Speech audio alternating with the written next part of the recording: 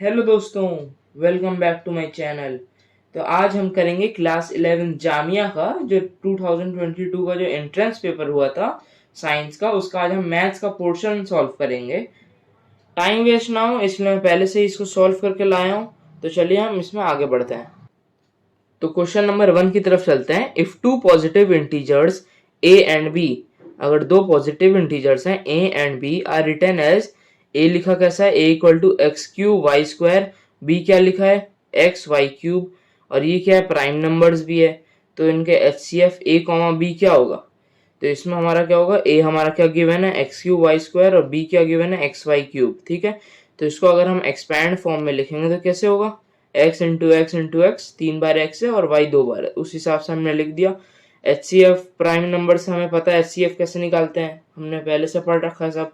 तो जो दो एक पेयर बना लेते हैं, तो इसका एक पेयर बन गया, इसका एक पेयर बन गया, इसका एक पेयर बन गया। ठीक है, तो इसका हम क्या लिखेंगे, एक बार लिखते हैं इसको, तो एक्स, इसको एक बार लिखेंगे तो वाई, इसको एक बार लिखेंगे तो वाई, तो एक्स वाई स्क्वायर इसका आंसर हो जाएगा। तो इसका जो ऑप्शन होगा वो होगा सही, हमारा ऑप्शन कौन सा होगा, बी होगा। क्वेश्चन नंबर आपके स्क्रीन पे आ रहा होगा, क्वेश्चन पेपर। सेकंड क्वेश्चन की तरफ चले तो if a minus b comma a and a plus b are zeros of the polynomial x cube minus 3x square plus x plus 1, then the value of a plus b is. तो a और b की क्या value होगी, इसकी value क्या होगी। तो सबसे पहले हम क्या करेंगे, ये जो अल्फा बीटा गामा है, let us represent the zeros. जो भी हमारे इसमें जीरोज होंगे उसको हम कैसे क्या रिप्रेजेंट करेंगे, अल्फा बीटा और गामा। अल्फा हमने क्या रख दिया, अल्फा हमने इसको रख दिया पहले वाले को, फिर बीटा हमने किसको रख दिया, ए को रख दिया, और गामा किसको रख दिया, ए प्लस बी को रख दिया। ठीक है, उसके बाद हम इसकी वैल्यू निकालेंगे, फैक्टर निकालेंगे, x cube minus 3x square plus x plus 1, जो यहाँ पॉलिनोमियल दिया हुआ था वो हमने यहाँ पुट कर दिया। जनरल इक्वेशन हमारी क्या होती है, a x cube plus b x square plus c x plus d हमारी क्या होती है, जनरल इक्वेशन। ये सब तो आपको याद होगी। उसके बाद हम पहले कंपेयर करेंगे इसको। ठीक है, तो a इक्वल टू क्या है, यहाँ पर 1 आ जाएगा। ठीक है, b इक्वल टू क्या आएगा हमारा, -3 आएगा। इस हिसाब से अगर हम देखें, यहाँ पर क्या है, 1 होता है, कोई नंबर नहीं है, तो यहाँ क्या -3 है। ठीक है, c क्या है हमारा, c इसमें क्या है, कुछ नहीं है, तो +1 है। ठीक, और d क्या है, ये भी +1 है हमारा। अब इनके हम रिलेशन निकालेंगे, कोफिशिएंट और जीरोस के। ठीक है, तो अल्फा बीटा गामा क्या हो गया हमारा, इक्वेशन के हिसाब से पहले -b/a, इसलिए हमने लिखा इक्वेशन नंबर 1। उसके बाद हम लिखेंगे alpha beta plus beta gamma plus gamma और अल्फा, इसको क्या हमने लिख दिया, जनरल इक्वेशन 2। ठीक है, alpha beta gamma equal to -d/a, ये हमारा क्या हो गया, थर्ड। अब इस हिसाब से हम क्या सॉल्व करेंगे इसको, a माइनस बी है, ठीक है, इंटू ए है, इंटू ए प्लस बी है। ठीक है, इसको क्या लिख देंगे हम, -1 इसको हम लिख देंगे। अब इसको अगर इसके और सॉल्व करेंगे तो क्या होगा, हम क्या कर रहे हैं, बस आगे सॉल्व करे जा रहे हैं। तो 1 minus b into one plus b equal to, ये -1 वैसे ही आ गया। 1 माइनस बी और 1 प्लस बी क्या होता है, a square minus b square, तो 1 minus b square equal to -1। तो ये इधर आ जाएगा तो क्या होगा, 2 इक्वल टू बी स्क्वायर। तो बी क्या हो गया हमारा, √2 हो गया। ठीक है, तो उसके बाद इसका आगे हम अगर सॉल्व करेंगे तो ये क्या होगा, तो 1 माइनस बी और 1 प्लस बी तो पता है हमें क्या होता है, a square minus b square, ये मैंने बता दिया। और इधर जब बी √2 आ गया तो ए प्लस बी क्या होगा, 1 प्लस √2। तो इसका ऑप्शन क्या हमारा सही होगा, ऑप्शन ए। थर्ड क्वेश्चन हमारा कह रहा है, if 3k plus 7 k plus 19 and 2k plus 1 are any 3 consecutive terms of an AP, then the value of k is, मतलब हमें 3 एपीज दी हुई है, ये और कह रहा है k की वैल्यू निकालने के लिए। ठीक है, तो हमने क्या लिख दिया, if a b c are in AP then b क्या हो जाएगा, a प्लस सी बाई 2 हो जाएगा। मतलब इसको हम 2b equal to a plus c भी लिख सकते हैं। ठीक है, ये तो आपको जनरल इक्वेशन पता ही होगा, जो पहले से पता रहता है हमें फॉर्मूला। उसके बाद 3k प्लस 7 k प्लस 19 और 2k प्लस 1 को हमने क्या ले लिया, a b c ले लिया। ठीक है, कोई दिक्कत नहीं है। ठीक है, अब इसको हम इक्वेशन में बैठाते हैं, तो जैसे ही k प्लस 19 है, b है ना, तो ऐसे 2k प्लस 19 हमने यहाँ पर क्या बैठा दिया, और इक्वल टू 3k प्लस 7 और 2k प्लस 1 हमने एज इट इज इसको बैठा दिया। उसके बाद और सॉल्व किया, 2k प्लस 19 इंटू 2 कितना होता है, 38 होता है। इसको ऐसे ही रहने दिया हमने, 2k प्लस 38, अब 5k प्लस 8, इसको और सॉल्व किया, कितना हो गया, 3 के प्लस 2 के 5 के हो गया और 7 1 8 हो गया। ठीक है, अब 2 के माइनस 5 के को एक साथ लाएंगे हम, 2 के माइनस 5 के 8 माइनस 38। ठीक है, -3 के इधर बच गया, -30 इधर बच गया, तो के कितना आ गया हमारा 10। तो ऑप्शन ए सही होगा। चलते हैं फोर्थ क्वेश्चन की तरफ। If x equal to 2 sine square theta and y equal to 2 cos square theta plus 1 then the value of x plus y is equal to, मतलब अगर x की वैल्यू ये है, y की वैल्यू ये है, तो x प्लस y की वैल्यू क्या होगी। तो बहुत इजी क्वेश्चन है भाई, x प्लस y की वैल्यू हमसे पूछ रहा है, तो इसका मतलब जो x हमें दिया और जो y दिया वो दोनों को बस प्लस करना है। तो x प्लस वाई, एक्स क्या दिया 2 साइन स्क्वायर थीटा ये लग दिया, plus 2 cos square theta plus 1 ये दिया हुआ है। ठीक है, अब इसको और आगे सॉल्व करेंगे तो क्या होगा, 2 sine square theta plus cos square theta, ये तो हमें फॉर्मूला पता ही है, तो इसको हमने प्लस 1 ऐसे लिख दिया और ब्रैकेट में डाल दिया इसको। ठीक है, 2 कॉमन ले लिया बस हमने। Putting sign square theta plus cos square theta, ये तो पता ही है आपको, sine square plus cos square theta कितना होता है 1 होता है, तो 2 इंटू 1 प्लस 1 कितना हो गया 3 हो गया। तो ऑप्शन ए हमारा सही है।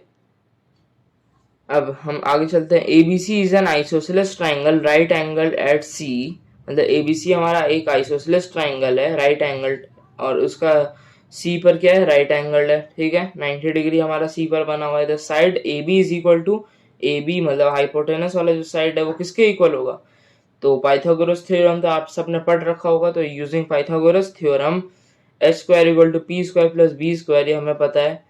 मतलब यहाँ पर क्या हुआ ए बी स्क्वायर, ये बस हमने एक्सपेंड करके लिख दिया, एच क्या है ए बी है। ठीक है, परपेंडिकुलर क्या है ए सी है, और बेस क्या हमारा बी सी है, स्क्वायर लिख दिया। ठीक है, और ये हमने एज इट इज को उतार लिया, ए बी स्क्वायर है और ए सी स्क्वायर प्लस, जब बी सी और ए सी जब एक दूसरे के इक्वल है, क्यों इक्वल है, क्योंकि ये तो आइसोसेलेस ट्राइंगल है, इसमें दो साइड और दो एंगल इक्वल होते हैं। ठीक है, तो इसलिए हमने क्या किया, ए सी और ए सी दो बार क्यों लिखा, क्योंकि ए सी और बी सी तो एक जैसे हैं, ये और ये एक ही चीज है, इसलिए हमने ए सी को दो बार लिख दिया, रिपीट कर दिया। A B square equal to 2ac square, A B equal to under root 2ac square हो गया, तो ए बी इक्वल टू क्या हो गया √2 हो गया, और अगर हम इसको फिर से बाहर लिखे इंटू √ac स्क्वायर हो गया। इससे क्या हुआ, रूट और स्क्वायर क्या हुआ कैंसिल हो गया, ए बी इक्वल टू क्या हो गया √2 बचा और ए सी यहाँ बचा, तो ये क्या आ गया answer, A B equal to A C √2। तो ऑप्शन कौन सा हमारा सही होगा, ऑप्शन ए। ठीक है, अब नेक्स्ट क्वेश्चन की तरफ चलते हैं। 5 years ago A was thrice as old as B, मतलब A जो है वो 3 साल बड़ा है B से, and 10 years later, और 10 साल बाद A shall be twice as old as B, तो अगर B 5 साल का होगा तो 5 इंटू 2 A होगा। ठीक है, तो 2 इंटू 2 मल्टीप्लाई करना होगा हमें। ठीक है, तो उस हिसाब से बता रहा है। Then the present age of A, तो क्या पूछा है लास्ट में, A की प्रेजेंट एज पूछ रहा है। ठीक है,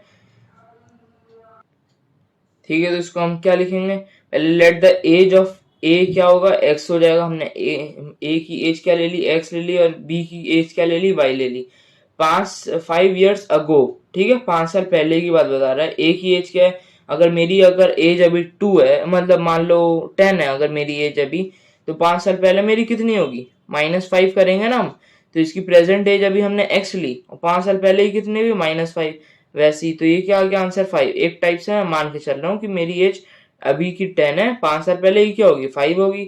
उसके बाद क्या किया हमने, ए और बी की दोनों ऐसी निकाल ली, x -5 और y -5 according to question.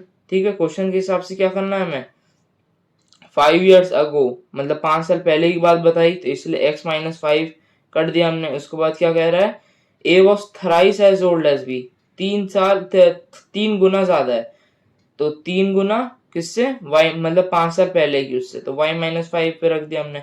x -5 equal to क्या हो गया 3y -15 हो गया, x इक्वल टू क्या हो गया 3y -10। उसके बाद पूछा 10 साल बाद कितनी होगी, तो age will be x plus 10 हो जाएगी हमारे ए की एज, और b की कितनी हो जाएगी y प्लस 10। क्यों हुई 10 साल बाद ऐसी, प्रेजेंट एज अगर x है तो 10 साल बाद कितनी होगी 10 बढ़ेगी ना, अगर मेरी एज अगर अभी 10 है तो 10 साल बाद कितनी होगी 10 + 10 हो जाएगी।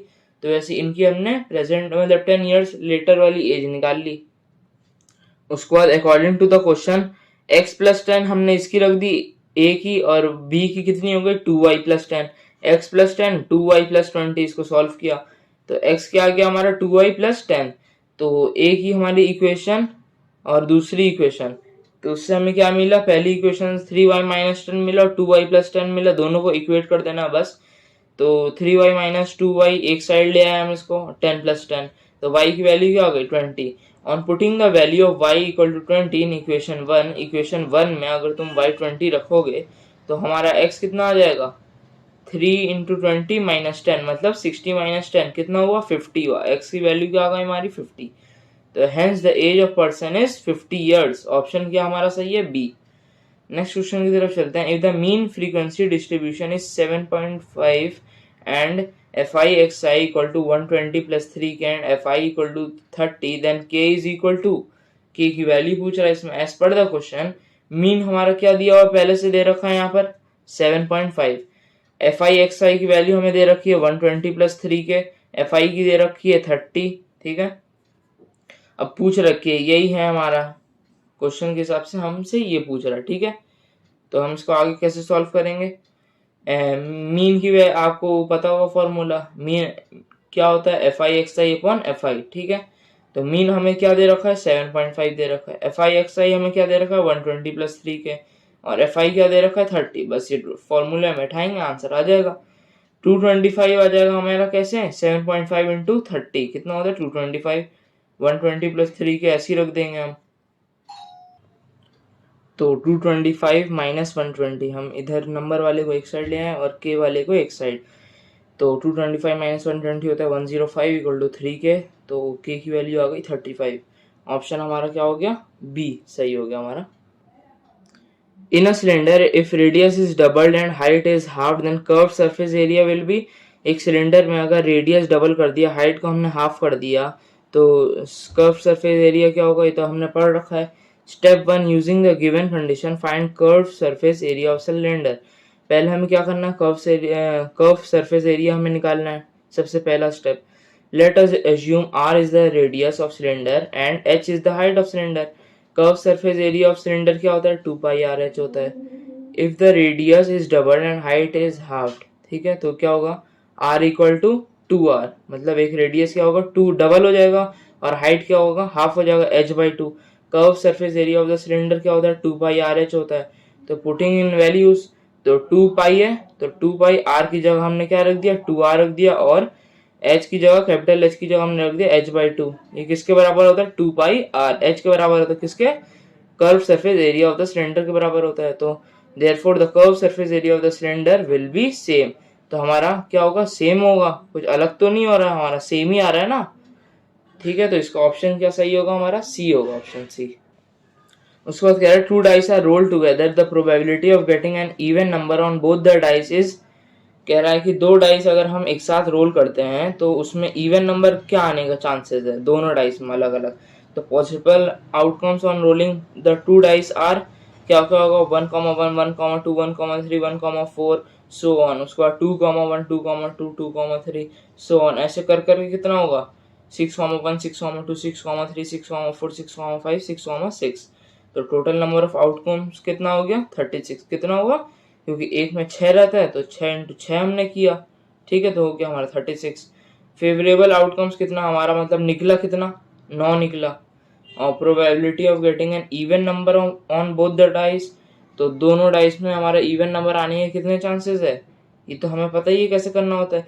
फेवरेबल आउटकम्स और टोटल नंबर ऑफ आउटकम्स, तो 9/36, इसको हम सिंप्लीफाई करेंगे तो कितना होगा 9 4 36, मतलब 1/4। तो ऑप्शन सी हमारा सही है, ठीक है।